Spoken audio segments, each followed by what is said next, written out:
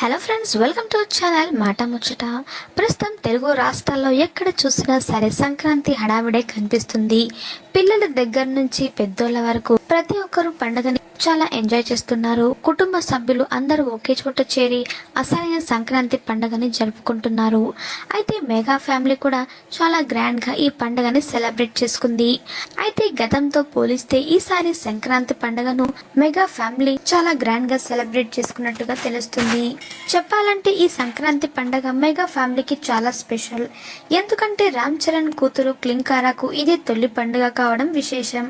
అలానే గత ఏడాది నవంబర్లో పెళ్లి చేసుకున్న వరుణ్ తేజ్, లావణ్య త్రిపాఠి దంపతులకు కూడా ఇదే తొలి సంక్రాంతి కావడం గమనార్హం.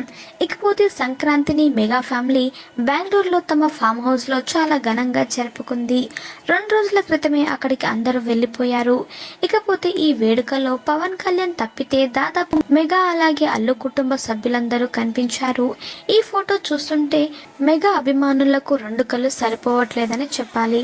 ఇక ఈ ఫోటోలో చూసినట్లయితే మగవాళ్ళందరూ లైట్ బ్రౌన్ కలర్ కుర్తా వేసుకోగా ఆడవాళ్ళందరూ ఎర్ర చీరలో కనిపించి కనువంది చేశారు.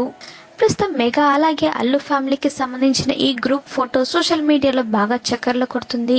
మరి మెగా ఫ్యామిలీకి సంబంధించిన సంక్రాంతి సెలబ్రేషన్ ఫొటోస్ని మీరు కూడా ఈ వీడియోలో అస్సలు మిస్ అవ్వకుండా చూసేయండి.